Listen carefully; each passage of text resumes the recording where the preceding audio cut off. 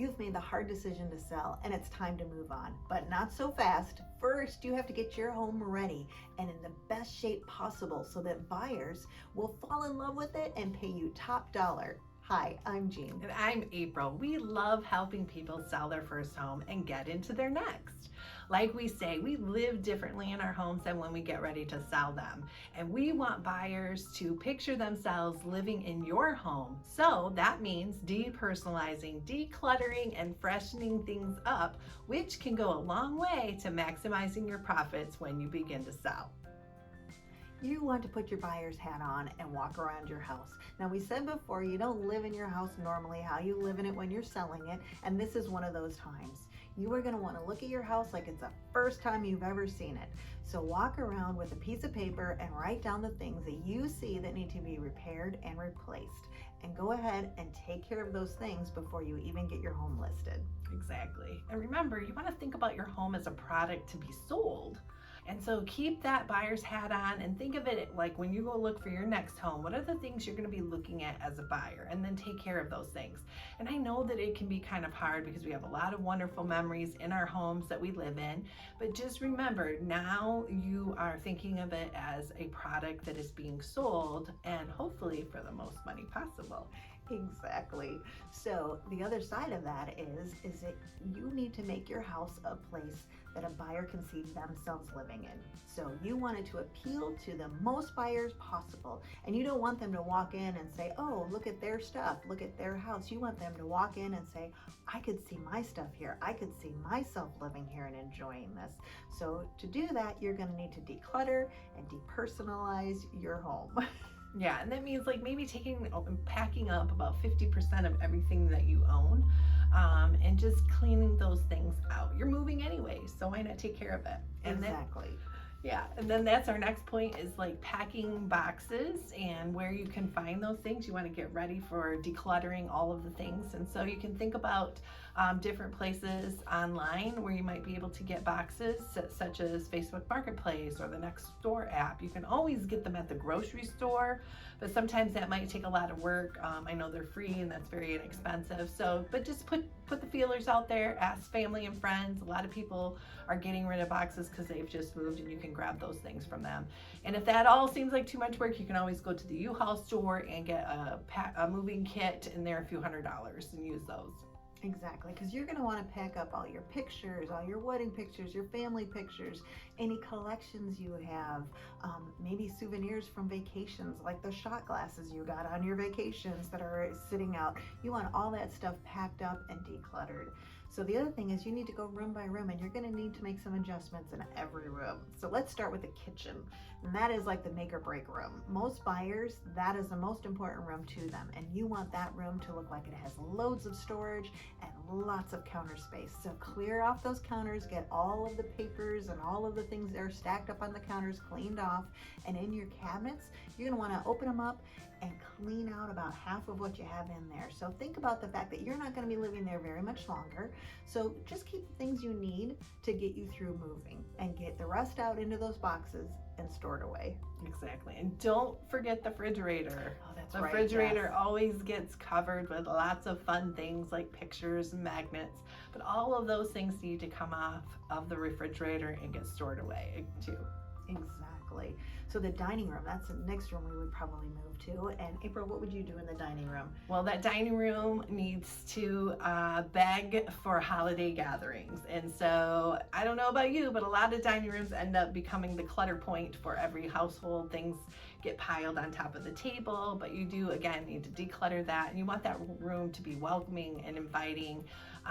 Some things that you can do in that room especially is take a look at your dining room set. That's going to be a big focal point in that room. Make sure it's in good shape. If not, maybe you have upholstered chairs and they've seen better days. You can always have them reupholstered, but an expensive option would be to go online, such as Amazon, and get some chair covers and put over top of those chairs. Maybe buy a white linen tablecloth to put over top of the table, add some fresh flowers, maybe a bowl of fruit. Just to kind of brighten it up. And if you're going to do any lighting changes, this would be the room that's going to have the most impact, is to change the light over the table. Absolutely.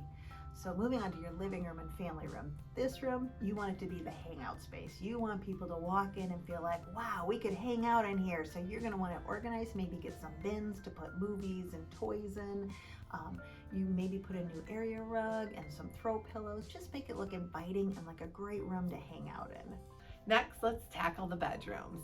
So as far as the primary bedroom goes, that needs to be a sanctuary, a very calming and clean environment. So some things that you can do in the bedroom would be to get a new comforter, get something very neutral, maybe a white comforter, some new throw pillows to put on your bed, clean off the end tables, just have a lamp and maybe a picture or a small little figurine on each one, but keep it very clean, very neutral. Make sure that the walkways around your bed are open. If you have a dresser or anything that's in the bedroom that furniture is kind of overpowering the room, you might want to take that and store it off site because you want that to look like a very open space and that there's plenty of room. Go through those closets and declutter. If it's summertime, you take out all the winter clothes, pack those up, because buyers do look inside the closets just to see how much space there is. That's a very important selling point when it comes to a home. Absolutely. And in your kids' rooms, you're going to want those to look playful and fun. So maybe take half the toys or as many toys as you can take and pack those away until you move. Get some bins again and organize it. Just make it look clean and organized and playful and fun so they could see their child in that room if they have one. Exactly. And if you have another bedroom that maybe you're using for an office space, have that area look very inspiring and organized so that somebody that has to work from home is like, oh my gosh, I love this office. This is going to be perfect for me. Those are the responses that you want from buyers when they walk through your home. Exactly. And lighting. Lighting is so important. And not just the fixtures, but the bulbs. So walk around your home and see what bulbs are out and go get some new bulbs and get extras. Because when you're listing your house and selling it, you're going to want all of your light bulbs to be working. The other thing is make sure they're all the same color. You don't want some rooms yellow and some rooms white. You want the same color throughout. And when you have your pictures taken, you want your home to look bright and cheerful and airy. So make sure you get enough lighting for the whole house. Exactly. And check out the style of your lighting. Is it a little bit out of date? If it is, you can go online and get some inexpensive fixtures and swap those out. That makes a huge difference. It absolutely does. And that makes a big impact. Your lighting makes a big impact on your home. The other thing is paint. Paint makes a large impact, and it's pretty inexpensive. $100 worth of paint is worth a couple $1,000s in profit because it just makes the house look clean and fresh. Sometimes you don't even have to paint the whole wall. You can just take some bright white paint and paint the ceiling and the trim and the doors, and it just freshens it up enough and covers those fingerprints and little nicks from living in your home that it just makes it look fresh and clean. Exactly. So let's head out to the outside of your home and the exterior. First thing, when a buyer walks up to your home, you want that front door area to say, welcome to your new home. So by adding maybe a wreath to the door, adding a new welcome mat, some freshly potted plants. Also, make sure you change that light bulb in the outdoor fixtures so that light's on for the evenings. And maybe paint the front door a vibrant color just to add that pop that will just say, hey, hello, welcome. Also, in regards to your outside space, your yard area, you want to clean out those flower gardens, pull the weeds, add some fresh new mulch, trim any hedges or bushes that you have or trees. Make sure that you mow the yard every week for your showings. If you have a patio space, clean off the patio furniture, the grill. Just make that space inviting, and again, add some freshly potted flowers. That makes a huge impact. And in the wintertime, we understand it's Michigan. You can't always do everything in the winter. So just make sure that your driveway is clear, your sidewalks are clear, maybe shovel off your decks so that people can go out and see what it looks like out there. The next space we're going to talk about is the garage. You want to keep that tidy. Light bulbs, again, make it bright. Garages tend to be a little bit dark and dim lit, so make it bright in there. If you're storing things out there that you've decluttered, organize it. Keep it in the one side, the one bay of your garage or the one portion of your garage, and very organized so that people can see the fact that they can fit their car in there, that they can fit the things they want in there. You want it to, again, be clean, organized, and very inviting.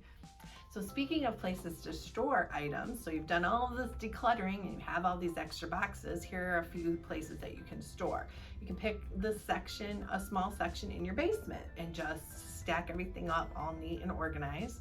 You can take this third smallest bedroom, your smallest bedroom, and put things in there. You can also get a storage unit just for a few months to store things away. So these are all great places to store things. And remember, any large overscaled furniture that's going to suck up the space, you're going to want to take and pull that out and store it off-site. Exactly. Your goal in all of this is to have your home in tip-top shape when you list your home.